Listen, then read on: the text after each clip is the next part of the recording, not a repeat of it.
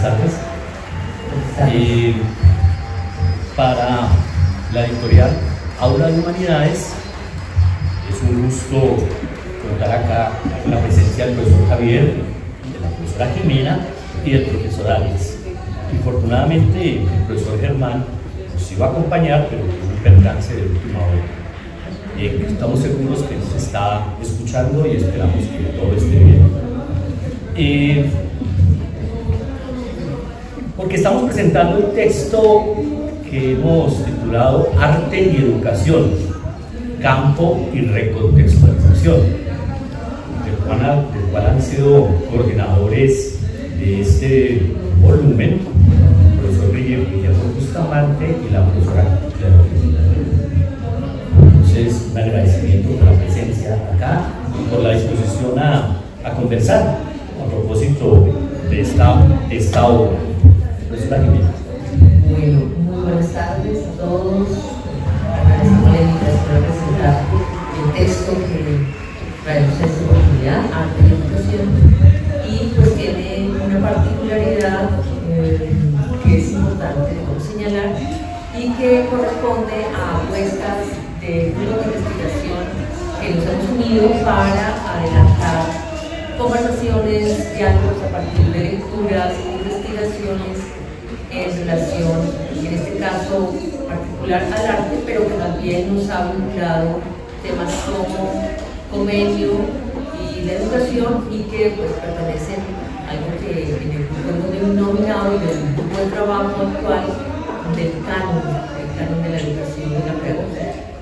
Entonces es interesante porque llevamos ya bastantes años uniéndonos a conversar y a investigar. Este libro es producto de un proyecto de investigación, de un proyecto que si nos aprueba en el año 2017, posteriormente nos aprobará el de convenio, y en ese marco hemos venido en reuniones permanentes pensando estos temas. Lo interesante del libro, aparte de que son dos grupos de investigación, que es filosofía y enseñanza de la filosofía y educación, pedagogía y subjetividades, es que efectivamente el producto en este libro es ir más allá de lo que el proyecto de investigación propone. Entonces, además de aquello que constituye el informe, todos nos hemos puesto, digamos, en el ejercicio de pensar elementos que han quedado pues, en disposición a partir del informe de investigación, lo que ha suscitado textos nuevos, y en ese sentido nos parece pues, muy bien. Otra cosa que es fenomenal y que creo que nos hace sentir muy contentos es que los proyectos han tenido estudiantes monitores, y esos estudiantes monitores han escrito con nosotros. Entonces, en este caso, por ejemplo, tenemos a dos estudiantes que son Rubén, ya egresado, y a nuestro compañero David Pérez. Ellos dos hicieron parte de nuestros grupos como monitores y hoy son nuestros colegas escritores. Entonces validamos el lugar de la monitoría como un lugar de producción del pensamiento, del saber, y creo que son, digamos, elementos fundamentales del trabajo.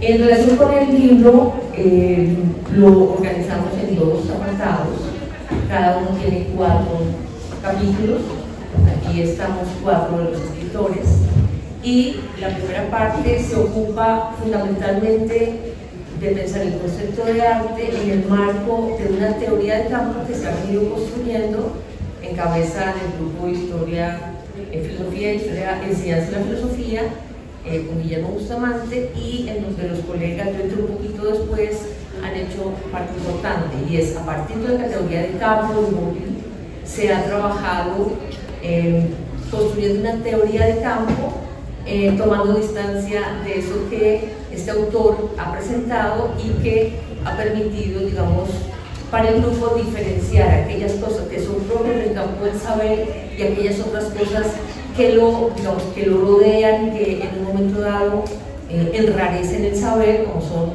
el asunto de la política, etc. Entonces, en ese sentido, esa teoría de campo que aparece ya recogida en varias de las producciones del profesor Guillermo Bustamante y del grupo, y que se recoge aquí, está, digamos, abordada en la primera parte.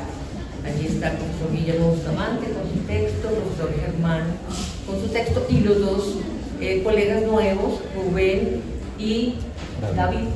Y en la siguiente parte estamos los cuatro, trabajando sobre el arte ya propiamente en la formación de maestros. ¿Qué le pasa a la educación del arte, a la licenciatura, a los programas, pensando en la infancia, lo creativo, pensando en el marco más de lo artístico y estableciendo una relación con campo y técnica? En ese sentido estaríamos pues recogiendo y mostrando los cuatro aspectos, los cuatro capítulos que hemos construido. Entonces, no sé si quieres que demos paso a que vayan los colegas conversando un poco. Entonces comprendo que es un texto que lleva más o menos unos 7 años, digamos, de maduración, llamémoslo así. En un primer momento, una convocatoria, un proyecto de investigación, ¿sí? En donde pues, hay un trabajo propio sobre un corpus, hablaremos sobre él, y hay un informe final que se presentó como resultado del proyecto. Y un segundo momento en donde esos documentos, esa elaboración es retomada y es puesta ya en consideración para todo el público en el marco del texto que estamos presentando. ¿Sí? Sí, de acuerdo. Entonces, profesor Javier, en el marco, digamos, del capítulo Creación y Formación Artística, ¿a qué desafíos, digamos, se enfrentó? Buenas tardes, muchas gracias por la invitación y a ustedes que están aquí presentes y por supuesto a la audiencia. El texto se llama Creación y Formación Artística porque pues, mi formación es músico, soy artista y con lo primero que uno se encuentra, digamos, como músico, como artista, es la manera de componer. ¿Cuál sería ese acercamiento al hecho de la composición, especialmente de la obra? ¿Cómo se compone? Entonces, pues esto nos dio paso pues, para adentrarnos un poco al texto y, digamos, mirar si es que el asunto de la obra, de la creación, es digamos, un acto de las musas que llega repentinamente o si de verdad es una cosa construida. Entonces, en el texto pues, hice algunos acercamientos a algunas personas que han hablado de la creación, por supuesto Lacan, Freud, que tiene que ver mucho con el asunto del inconsciente y el consciente en el acto de la creación. Entonces, al final pues, doy un acercamiento también a lo que es la formación, la enseñanza. Pero nos llamó mucho la atención en este trabajo, especialmente cuando se hablaba de creación, ese que nos han dicho, digamos, ahora también se habla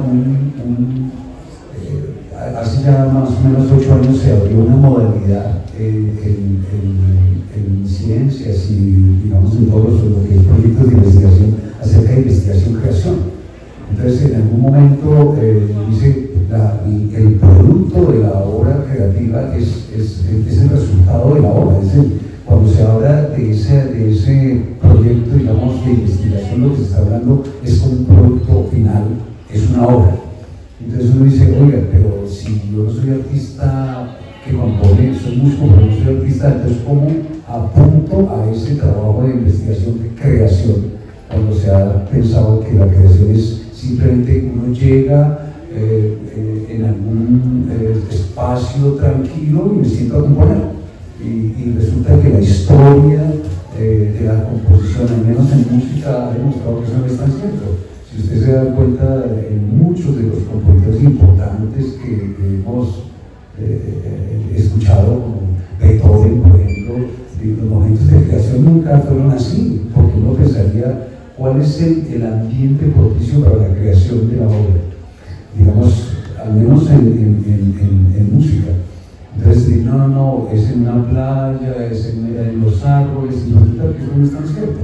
La composición no se da de esa manera, incluso investigando un poco, se da en los momentos donde hay tanta tensión, tanta depresión, genera una cantidad de cosas. Entonces, digamos, en las carreras de música hay una materia que se llama composición, y entonces está por hecho que todo el mundo va a aprender a componer, y resulta que la cantidad que sale, ninguno compone. Entonces, este capítulo es un poco el acercamiento a eso, de la composición, de la creación de la obra, y de cómo es transmitida en un asunto formativo. En este recorrido investigativo sobre ese tema, nos fuimos incluso a investigar hasta San Basilio de Palenque, donde encontramos cómo San Basilio de Palenque, el primer pueblo libre de América, donde salen los más altos tamboreros del mundo, incluso gente de fuera, hasta cubanos, van a ir a aprender un poco el trabajo del tambor. Entonces, cuando nos enfrentamos allá los niños, incluso de 8 o 7 años, ya están tocando el tambor y tocan diferentes ritmos sin ningún problema. O sea, en la escuela no se enseña este tipo de cosas. Entonces, ¿cuál es el efecto, digamos, formativo en el asunto instrumental para la composición? Y nos dio, recuerdo mucho que entrevistamos a uno de los tamboreros de Sexteto Tabalá, que es uno de los agrupaciones más importantes de San Basilio, y recorriendo por las calles encontramos a un niño, Alifer se llama, y le preguntamos cuál era la forma en que, porque allá nos lo presentaron y él empezó a tocar el tambor, tocaba todos los ritmos con una maestría con tan solo 7 o 8 años. Entonces, nosotros en nuestro ámbito investigativo, ¿cómo aprendió él? ¿Cuál es la manera? Entonces, pues claro, nosotros necesitamos cámaras, empezamos a mirar exactamente, a documentar el momento, porque seguramente esa era una pista que nos iba a llegar el momento, digamos, de cómo era esa parte de la formación. Entonces le preguntamos cuál era el camino para él aprenderse los ritmos. Entonces, cuando le preguntamos, él dice, mi papá me dice que toque y yo toco. Entonces, dice, ¿cuál es el proceso ahí? Es una cosa que está inmerso en una cultura. Entonces, en el texto también encontrarán justamente que la creación también está en un asunto de cultura contextual, y que definitivamente la parte creativa se da es porque además en ese trabajo investigativo encontramos que Juan Carré, matemático de 1908, donde hace una exposición, cómo es la manera que se crea, y él dice, nadie crea, todo el mundo lo que hace es elegir, seleccionar, porque todo es lo real.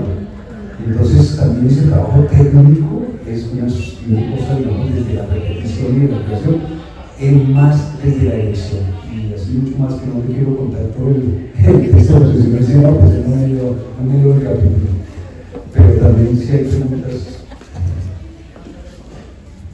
O sea que si alguien de nuestro público estuviese interesado en el problema de la creatividad y el problema de la creación musical, de la lectura de este texto, de este artículo, es paso casi una invitación obligada. No es una respuesta a la creación, porque si no, entonces cualquiera diría, bueno, yo quiero ser compositor, voy a leer para ver cuáles son los caminos que me dan para la composición. No, es un acercamiento de cosas que hemos descubierto. Por ejemplo, voy a citar otro ejemplo que me gusta mucho, y es que el artista que crea no sabe de su obra, en el momento creativo. Todo el mundo dice, pues la compuso él, ¿quién más que puede hablar de cómo fue el momento creativo de esa obra? Resulta que los artistas son los que menos pueden dar cuenta, porque cada vez cambian su versión. Un ejemplo es Silvio Rodríguez con el tema Ojalá. Hay una parte que dice, es un disparo de nieve, y llegaron a decir que no, que esa parte no era nieve, sino Nievit, que era un francotirador de Rusia, que entonces él estaba haciendo una... Y él dice, yo lo compuse así, y cambia las versiones. Entonces después dice, no, es posible y puedo citar miles de casos. Yo por el tema Tania. Dice, no, es que yo se lo compuse a mi hija y resulta que pues, otra versión que él mismo da, diciendo, no, era una novia antes de que naciera Tania, que se llamaba Tania, y yo le puse el tema a Tania. O sea, las versiones en los compositores cuando hacen su obra creativa son los que menos dan cuenta del proceso de creación. Entonces hay muchas cosas así. Bueno, muy bien, gracias. Profesor Alex, campo, arte y educación. Sí, es un mal nombre. A ver, cuéntanos un poco cómo apareció esta creación. Para la próxima edición lo vamos a mejorar. Ayer estábamos con el profesor Guillermo hablando de que el nombre anterior era mejor. Y lo voy a retomar. Resulta ser que hay un adagio que nos atraviesa los países latinoamericanos, que es el siguiente: dura menos que el merengue en la puerta de un colegio. Entonces, a propósito de ese refrán que tiene variaciones en los países, me pregunto en el texto qué pasó con esos merengues, y creo que esos merengues entraron al colegio, ya no están a la puerta del colegio, donde los niños rezaban para que se terminaran las clases para poder salir disparados a donde estaban las golosinas y poderlas consumir rápidamente. Por un lado, profesor Carlos, está la situación topológica de que esos dulces ahora estén adentro y los niños y las niñas ya no sientan esa atracción de final de jornada, de acceder a lo sensible, al gusto fácil, al gusto rápido, al gusto del azúcar refinada de los merengues. Y me preguntaba si la obra de arte, desde el punto de vista técnico, no podría sufrir las mismas consecuencias del merengue. O sea, si ponemos en vez de merengue en la puerta del colegio una obra de arte, sí podría aspirar a ingresar al colegio como ingresó la golosina. Y a partir de esa, digamos, metáfora, de esa imagen, pretendo reflexionar sobre la condición técnica del arte, y se resumiría: es necesaria la técnica para el arte, porque venimos de la discusión donde tratamos de separar los campos del arte del campo de la técnica y del campo de la política. Porque recuerden que el libro parte de un corpus, estuvimos investigando las tesis de maestría dedicada a la relación entre arte y educación. Sí, trabajo de grado, me recuerda la profesora Jimena, y me parecía muy curioso que para hablar de arte se terminara hablando de política, y en esas políticas pareciera que la escuela o la política apostaban por sacar de la escuela la técnica que acompaña al arte, como ya, como dice el profesor Germán, el arte ya produciendo no objetos sino discursos. Era necesario entonces suprimir de la enseñanza del arte la técnica, como si esta relación entre el campo de la técnica y el campo del arte no fuera necesario. Se sabe que no es suficiente, pero y por ahí explorábamos la política educativa que sacan y meten de la escuela porque entienden que puede estar o no estar en la escuela, como yo sugiero que que en vez de ingresar la golosina a la escuela, o sea, el disfrute fácil, sin trabajo, sin mediación del esfuerzo, que es con natural, digamos, de los nuevos, apareciera la obra de arte. Si me ustedes estén viendo, me abren los ojos. Entonces estaba pensando, porque no hay educación sin utopía, de que podría, como alguna vez en las calles de Bogotá hubo caballos pintados intervenidos por distintos artistas, y como alguna vez por las ciudades del mundo llegaron unos osos, no sé si lo recordaron, que cada artista lo intervenía. Me parecía, y si hay algún secretario de educación que me esté escuchando, le estoy regalando el proyecto de que cada escuela, por lo menos cada colegio público, pudiera tener una obra a la puerta del colegio como sugerencia de su toque para el ingreso a la escuela. Debe ser admitida, no es suficiente poner el arte a la puerta del colegio. Recuerden, está tocando, está golpeando el portón del colegio, habría que ver qué pasa con eso, pero si la obra no está ahí, no habría ninguna posibilidad. Entonces, secretario de Educación, ministro de Educación, ministra de Educación, podemos tener una obra en la puerta del colegio. Para terminar, coincido con el maestro Javier Rivero, que no es tan fácil el trámite no existiría un enunciado, por ejemplo, que dijera vamos a hacer una obra de arte.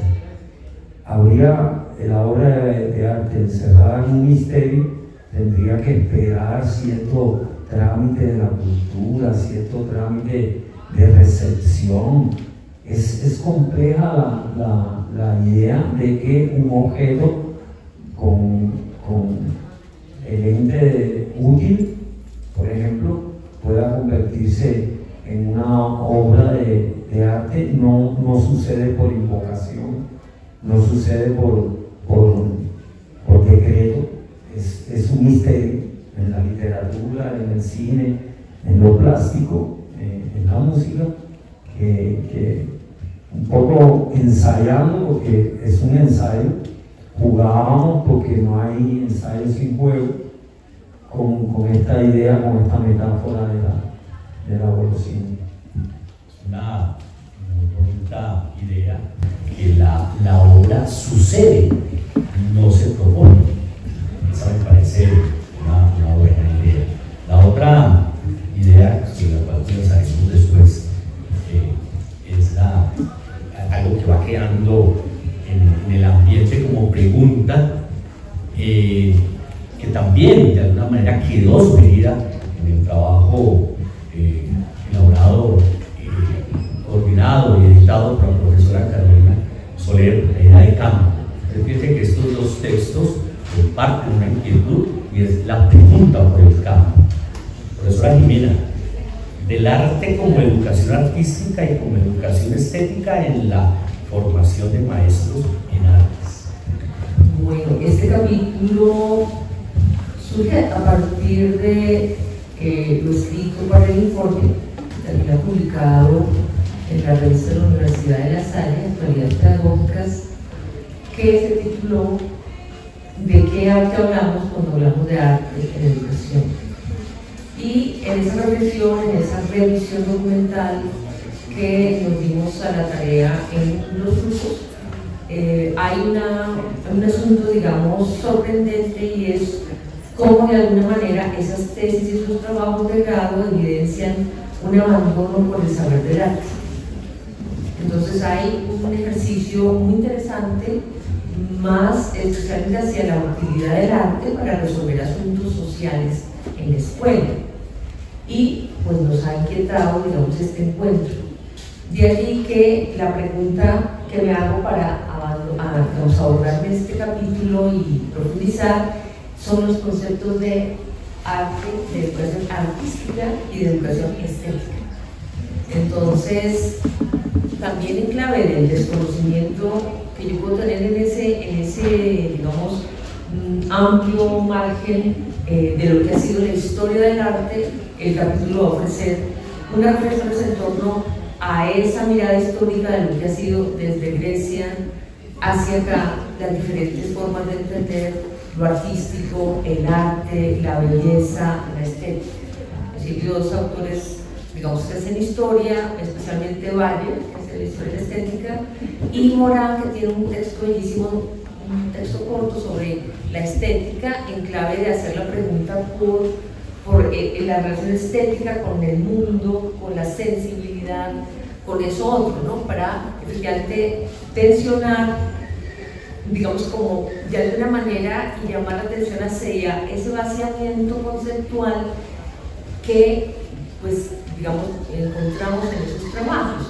Por supuesto, uno entiende que el trabajo de tesis o el trabajo de grado hay un elemento fundamental y es el estudiante que construye, pero también nos permite interpelar la manera como estamos formando. Entonces, en ese sentido, pues es un ejercicio personal en términos de lo que surge como inquietud que está significando hoy en los planes de estudio, en los currículos del ministerio, entender, digamos, la enseñanza del arte para la escuela en clave conceptual. Entonces está esa relación con la estética, esa relación con el arte, con la belleza, que parece estar, digamos, ocupando un lugar menor. Y por supuesto, es una relación en términos de la técnica del arte, que parece también haber perdido como un lugar en la escuela. Entonces, es, digamos, un ejercicio personal, pero surgido a propósito de ese encuentro con un material que producen nuestros estudiantes y que, un poco como señalaban las colegas en la presentación de su libro, es también como la pregunta a propósito de qué está pasando, qué estamos haciendo y que interpela, pues, a una universidad de formación de maestros. Entonces, digamos que aquí está recogida, digamos, una buena parte del ejercicio reflexivo que viene, pues, ampliando ese primer capítulo que mostró pues, unas tendencias que habría que seguir pensando. El texto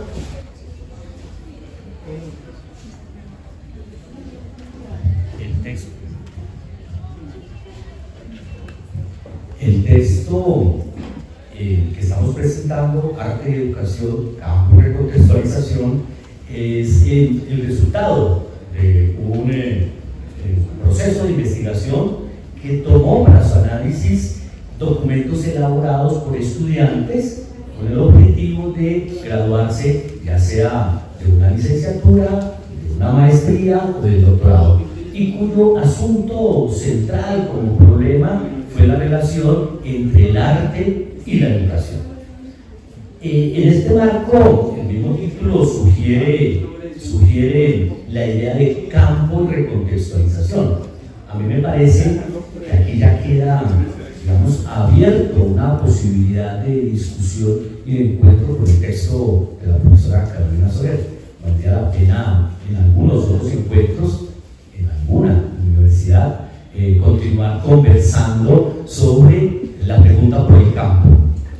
Mientras eso sucede, también es una idea, profesor Javier, algunas pistas sobre cómo, de alguna manera, la idea, la noción de campo interpela, digamos, esta preocupación por la creación y, bueno, en la música, que es de alguna manera su pasión.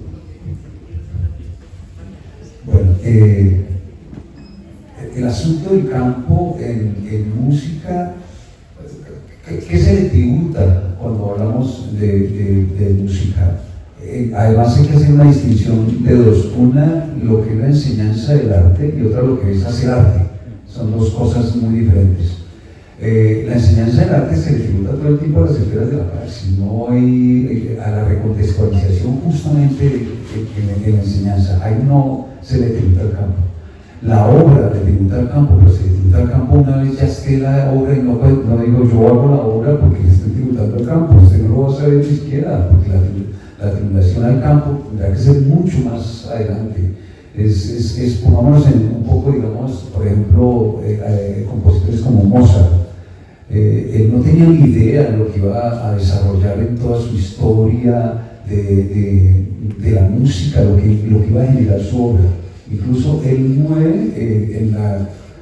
en la soledad más absoluta. El entierro fueron 2 personas y murió como un simple desconocido. Cuando aparece toda su obra es donde se da cuenta que eso que él hizo, los cambios le tributaron al campo desde esa especie de la obra, solamente hasta cuando hace un efecto importante en la música. Entonces, digamos, en la escuela lo único que estamos haciendo es justamente la recontextualización, es un poco, digamos, el aprendizaje a las esferas de la praxis que ha hablado tanto Martín. Entonces, los géneros discursivos donde está lo contextual, donde se crea a partir de este momento, que realmente ni siquiera uno sabe si lo va a tributar al campo. Por ejemplo, una composición que hice para un proyecto de investigación-creación, hice una fuga dada por un porro y un danzón. No tenía ni idea cómo íbamos a poner el título, y justo cuando estaba en el momento de la composición hablé en algún momento con el profesor Ayes y a él cómo se llama la obra, Ayes Trujillo. Entonces uno simplemente recontextualiza, está en un asunto de enseñanza, y seguramente mucho más adelante podría pensarse que esa obra como tal le va a tributar porque se están haciendo cosas, pero eso ni siquiera lo sabe uno. Uno simplemente es compositor, uno es artista y no lo que está haciendo en la enseñanza de la escuela.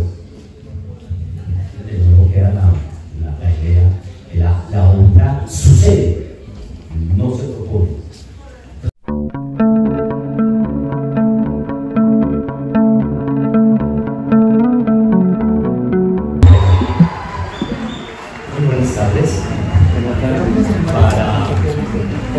La editorial Aula de Humanidades es un gusto contar con la presencia aquí de la profesora María del Pilar y la profesora Sandra.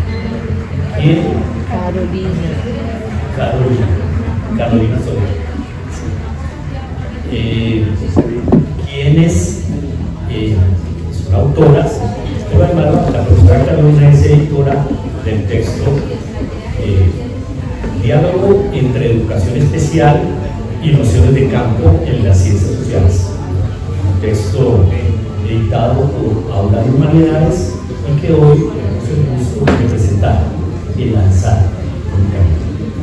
Profesora Carolina, gracias por aceptar la invitación, y profesora María, gracias. Quisiéramos conocer un poco cómo se gestó este texto. Bueno, gracias, profe. Este texto parte de la intención de articular a la educación especial con diferentes nociones de campo. Ante la pregunta ¿qué es la educación especial? Aunque hay muchas respuestas posibles, pues hay una que le llama la atención a la Universidad Pedagógica Nacional, y es la idea del campo. Así que en pandemia 2019 se organizó una estrategia para dialogar entre profesores de la licenciatura y pensarnos cuáles nociones de campo podrían ser útiles para entender en la actualidad a esto que se llama educación especial, en medio de todas las políticas de inclusión, en medio de cambios en el mundo, todas las discusiones sobre la discapacidad, las múltiples miradas, pues el educación especial sigue existiendo como forma licenciada. Así que empezamos en pandemia, muchos profes, a veces más, a veces menos, a pensar, a estudiar. Nos acercamos a 2 nociones de campo, la clásica un poco Bolívar, qué elementos aquí encontrábamos como relevantes para interlocutar con la educación especial. También estudiamos la perspectiva foucaultiana con autores como Popkewitz y hablar del campo discursivo, ¿no? Estudiamos, leímos, intentamos allí como entrar en estas nociones y a partir de las múltiples experiencias que teníamos y que tenemos los profesores, empezamos a articular, a hacernos preguntas, a analizar qué nos podía decir, qué nos podía aportar las nociones de campo para la educación especial. Después de varios años de dialogar, pensar, preguntarnos, discutir, empezamos a escribir. Y cada profesor entonces fue como gestando su propio capítulo desde lo que la teoría de pronto sí te había como impactado, las preguntas que habíamos dejado, algunas preguntas más epistémicas, otras más éticas, otras más políticas. Y eso, ¿qué relación podríamos encontrar con campo? Fuimos escribiendo, fuimos compartiendo nuestros escritos en los encuentros, entonces escribíamos unas ideas, unas preguntas, el compañero nos leía, nos interpretaba, nos interlocutaba, ¿sí? Y fuimos armando, diríamos que con calma, escritos. Felizmente en el 2023, pues dijimos, tenemos 12 capítulos en donde circula de muchas formas algunas nociones de campo, algunas experiencias de educación especial, algunas apuestas, todo queda muy abierto, es nuestra intención. Y bueno, fuimos armando un texto, así que en el 2023 ya tuvimos,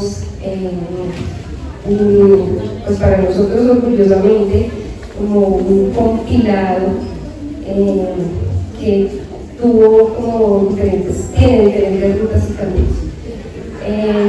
Bueno, esto ya, por ejemplo, cada capítulo tuvo un comentario de mi paz, un compañero.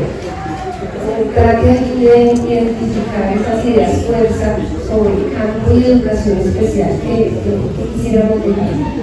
Y listo, bueno, ya toca el proceso editorial, ¿no? Una introducción que trata de dar cuenta del proceso. Y un último capítulo en el cual dejamos ideas para seguir pensando. En uno de los últimos diálogos, la estrategia fue diálogos de saberes, más o menos lo logramos. Hicimos un diálogo para pensar qué dejamos pendiente, pues un texto tiene sus límites, así que decimos, bueno, dejamos en punta algunas ideas, que creemos que son ideas fuerza, que podríamos mejorar para un próximo proceso que nos lleve a seguir pensándonos desde estas nociones de campo o desde otras. Esto es la educación especial, que no es obvio en un momento como el actual. Más o menos, ya después el proceso editorial con el Aula de Humanidades, y bueno, llegamos a este punto de representar un texto. Para nuestro auditorio, que está presente acá, que nos acompaña de manera virtual, es importante decir que el texto está organizado en 3 capítulos. 4. No, 3 partes, 13 capítulos. 4 partes, 13 capítulos. 4 partes, 13 capítulos. Sí. Efectivamente, pero son 13 capítulos. 13 capítulos. Ese era el punto que yo quería llevar allá, son 13 capítulos. Y uno de los capítulos está escrito de la profesora María del Pilar Murcia, que tituló De mi ser y estar en la educación superior. De mi ser y estar en la educación especial. Bueno, es una manera. Cuéntanos un poco de este capítulo. Bueno, pues escribir no es fácil y pues en un equipo de compañeros académicos aún más se ve dificulta, pero fue todo un reto y que pudimos sacar adelante. Yo quise expresar en este escrito, siempre he dicho que el ser está muy ligado a todo lo que es también el ser profesional. Entonces, partí de ahí, partí de un ejercicio que hicimos con mis estudiantes y fue sobre una pregunta que era para nosotros la educación especial. Entonces, pues, entre todas comenzamos a mirar y pues yo representé una espiral en la cual decía cada una de esas vueltas de la espiral pues también ha sido algo personal, no estar quieta, sino continuar con mi vida académica, con mi vida familiar y también la relación un poco con la educación especial. En la época que yo salí de la universidad como licenciada, pues salí con un modelo netamente rehabilitador. Continué mi carrera, pues cuando ya salí, comencé en una institución hospitalaria donde pude, pues todo lo que aprendí en la universidad lo pude realizar allí, pero pues no me detuve en el hospital. Seguí después como profesora, asesora de una práctica, y lo cual me dio como una ganancia en la parte de docencia universitaria. Entonces dije, no, pues tengo que seguir estudiando, hice la maestría, y entonces estoy relacionando cada una de las vueltas con mi propia vida, pero también con esos hitos que se han presentado en la educación especial, y cómo he transformado mi mirada desde que salí como educadora especial a lo que soy ahorita como docente universitario. Eso es a grandes rasgos. Y es producto del trabajo de un proyecto curricular en la Universidad Pedagógica Nacional. Así es parte, es el resultado, uno de los resultados de una licenciatura que se ha venido transformando a la luz de las diferentes discusiones sobre la educación. ¿Para qué educamos? ¿Con quién estamos? ¿Qué tipo de maestro? Y todas las apuestas, pero con un aspecto muy puntual, y es que todos y todas tenemos el derecho a la educación, que en gran parte se quiere cumplir desde la escuela. Pero en ese todos y todas todavía se sospecha. ¿Será que las personas con discapacidad? ¿Será que quien tiene un diagnóstico? ¿Será que...? Y en medio de tantas discusiones, pues está esta licenciatura, ¿no? Tratando de entender este mundo y además aportar y seguirse pensando, ¿no? ¿Qué tipo de licenciados queremos formar para qué tipo de mundo, para qué tipo de educación? Así que fue una apuesta, fueron unos tiempos de esta licenciatura para que los profes pensáramos, reflexionáramos, dialogáramos y escribiéramos. Y bueno, lo logramos. Entonces es una apuesta reflexiva en el marco de los procesos de formación de la educación superior para pensar la educación especial. Sí, si bien no estamos haciendo, y eso lo fuimos también comprendiendo en los diálogos, no estamos diciéndole a una licenciatura cómo tiene que ser la formación. Creemos que eso sobrepasa y requiere otros procesos más amplios con las mismas personas con discapacidad que han vivido y a veces sufrido la educación especial, con las instituciones, con la escuela. Claro, esto tiene que ser muy amplio. Nosotros dijimos, primero recojamos quienes estamos en estos diálogos, unas experiencias, y qué nos puede decir y aportar, y si la apuesta es eso es una pregunta abierta. No, de ninguna manera afirmamos es un campo, sino más bien dialogamos a ver qué seguimos aprendiendo, hacia dónde podríamos seguir pensando, abrámonos muchas preguntas. mucho interés para la formación de licenciados en educación especial. Seguramente hay otras de interés para las instituciones en este vaivén del mundo de la diversidad, las políticas de inclusión, esos asuntos que a veces quedan ya sin sentido y sin fondo porque todo el mundo las dice, pero en realidad qué es lo que está pasando, ¿no? Y las experiencias de cada uno en las múltiples instituciones.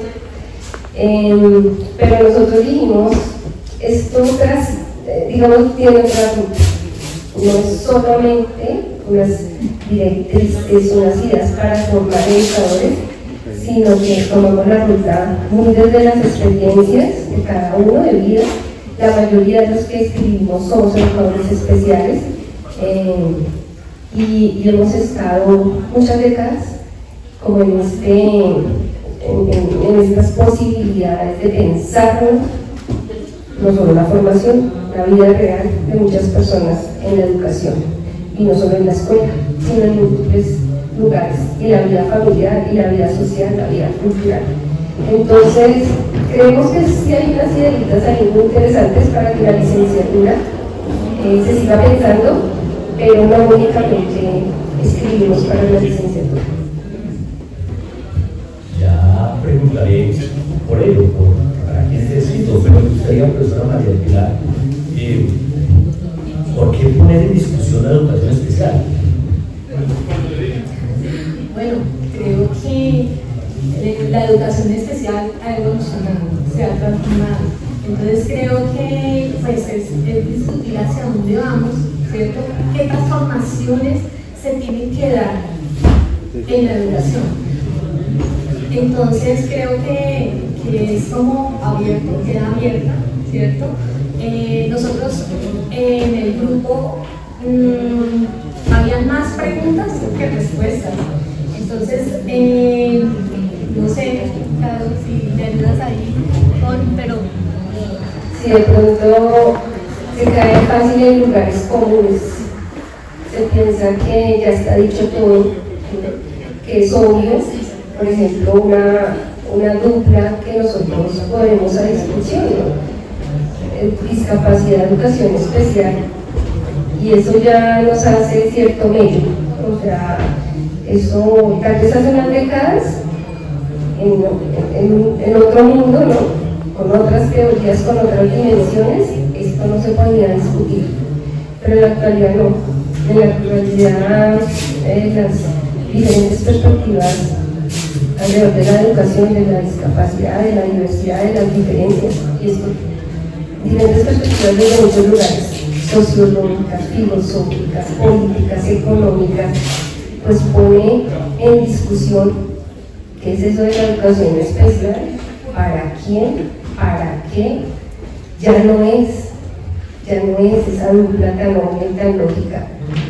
Si muchos la siguen reafirmando, otros tal vez nos corremos, ¿no?, un poquito desde otras miradas, otros piensan en miradas más abruptas. Sí, todo eso somos la educación especial, con unas tradiciones, con unos cambios, con unos vaivenes, con unas dudas también, ¿no? Pues porque hacia allá nos ha llevado la sociedad. Pero también, ¿qué podemos decir de distinto?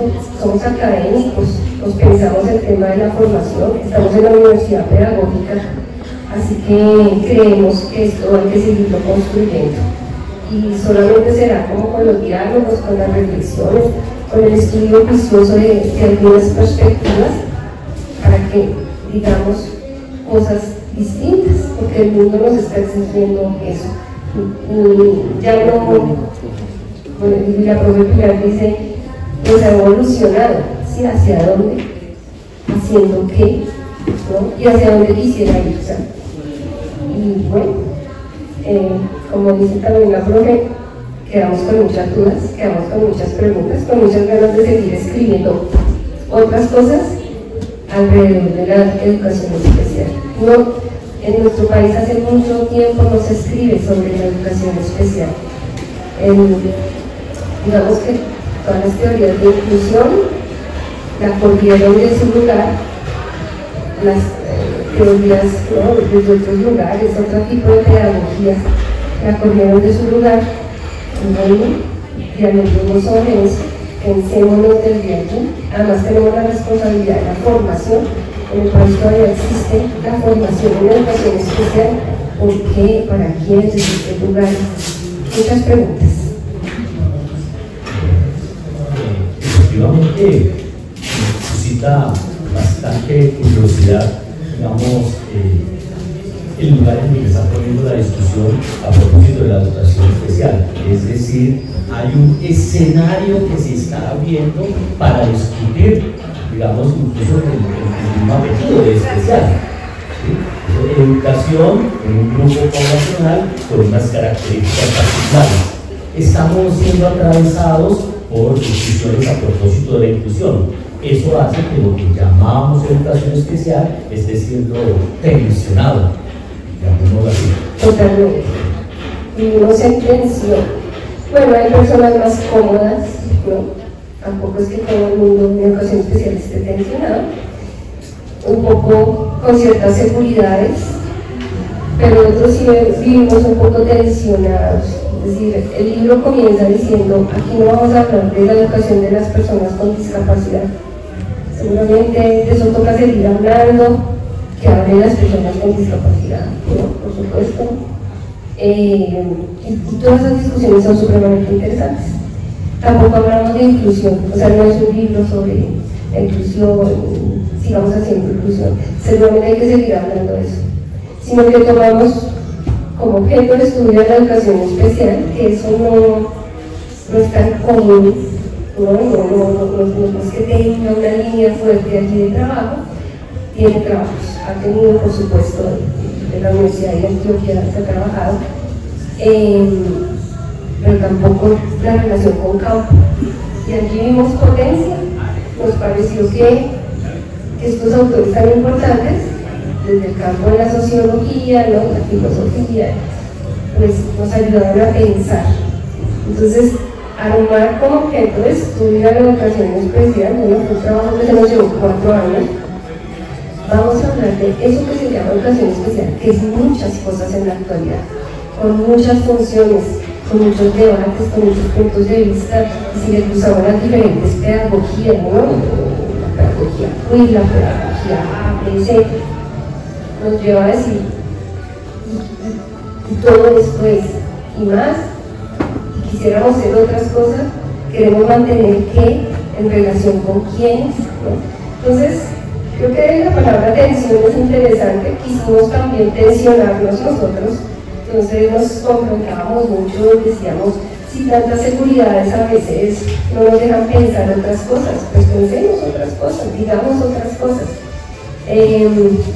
Pues lo logramos, digo yo que cada capítulo reitera unas historias, pero intenta proponer otras, mirar desde otros lugares, y yo creo que es una forma de construir conocimiento, ¿no? La atención, no caer en lugares comunes, intentamos no caer en clichés, ¿no?, en eslogan, dijimos no, vamos a correr, vamos a ver, ¿y qué pasa si? Y muchos diálogos fueron, ¿y qué tal si esto no es así como lo venimos diciendo hace 20 años? ¿Qué tal sea de otra forma, no? Y conversamos traíamos experiencias de las clases, de las prácticas, en la formación de licenciados, experiencias de vida propia, de lo que nos ha pasado, cómo nos confrontamos ahora en la formación de educadores, para quién, con quiénes, de qué forma, con qué teorías, desde qué lugares. Eso fue muy interesante, no dijimos todo, pero lo dicho creo que se intenta generar un escenario de tensiones, de nuevas preguntas, de cuestionarnos a veces esos lugares comunes y que ya empiezan a perder sentido, ¿no?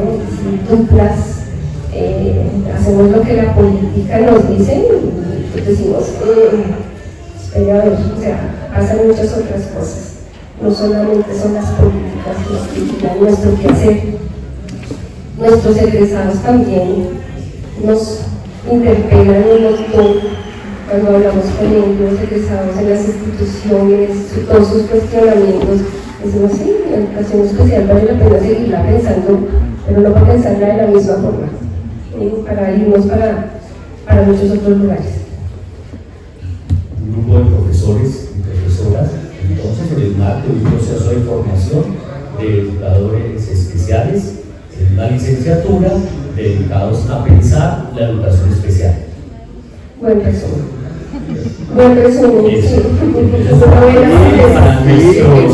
Para todo nuestro auditorio, entonces la pregunta que salta a la vista es, entonces, aquí hay un acumulado de experiencia, un acumulado de discusión, y está entonces destinado a...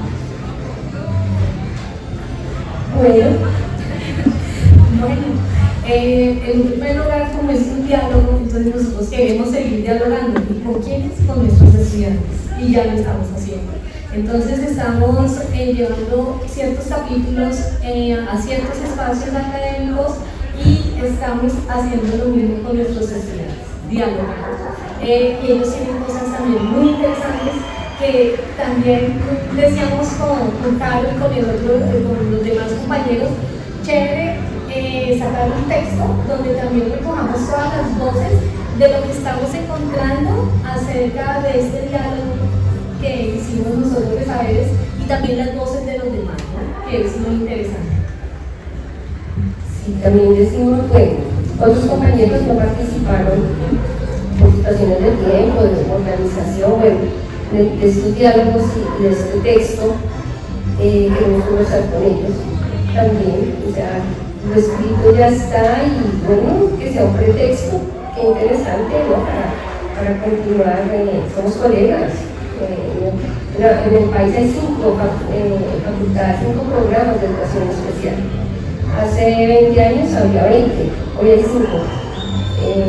Fruto de las políticas, de los procesos de acreditación, de la misma mirada sobre la necesidad, la pertinencia de la educación especial. Entonces creemos que muchos compañeros, no solamente de la pedagógica, de otras universidades, pues qué rico interlocutar, no están de acuerdo, súper, conversemos, el fin es conversar. Seguramente, y también estamos haciendo así como la estrategia de poner a circular, ¿no? El texto, pues porque es raro, un texto sobre educación especial en este momento, el mundo, es extraño. Con muchas de nuestras instituciones que nos acompañan en los procesos de práctica educativa. Es decir, la expectativa frente para qué vienen unos estudiantes de educación especial, hacer qué, ¿no? Saben lo que la institución quiere, no lo saben, van a cumplir la política, si A, B, C, van a hacer otras cosas, ¿cómo así que están pensando esto? Entonces creemos que puede ser algunos de los capítulos interesantes para hablar con las instituciones de práctica. Claro, en algún momento también decíamos, pues queremos seguir hablando con las personas con discapacidad.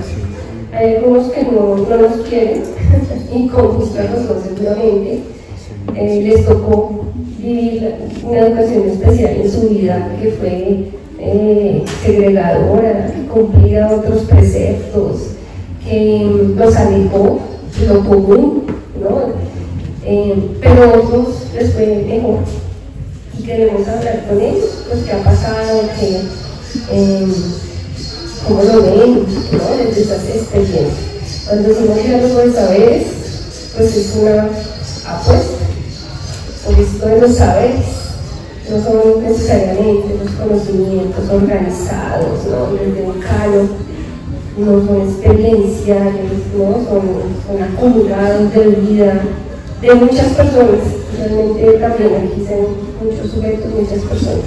Hoy nos gustaría seguir dialogando, nos gustó dialogar entre nosotros y si quisiéramos pues, seguir estos diálogos.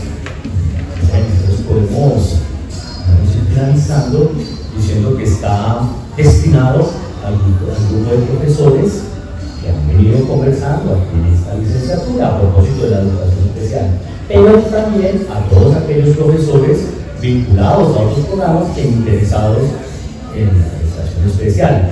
nuestros estudiantes, pero también aquellos estudiantes interesados en estas problemáticas. Para todos aquellos, entonces, que deseen acercarse a un texto que recorre una larga experiencia y que hace unas apuestas conceptuales a propósito entre la educación especial, y como lo ha hecho la profesora Carolina, se van a encontrar con una discusión que atraviesa esta discusión a propósito de la noción de campo. Así es. Bueno, nuestros acompañantes, tanto aquellos detrás de la pantalla como los que están acá, muchas gracias al Foro de Cultura Económica, nuestro agradecimiento. Profesora Carolina,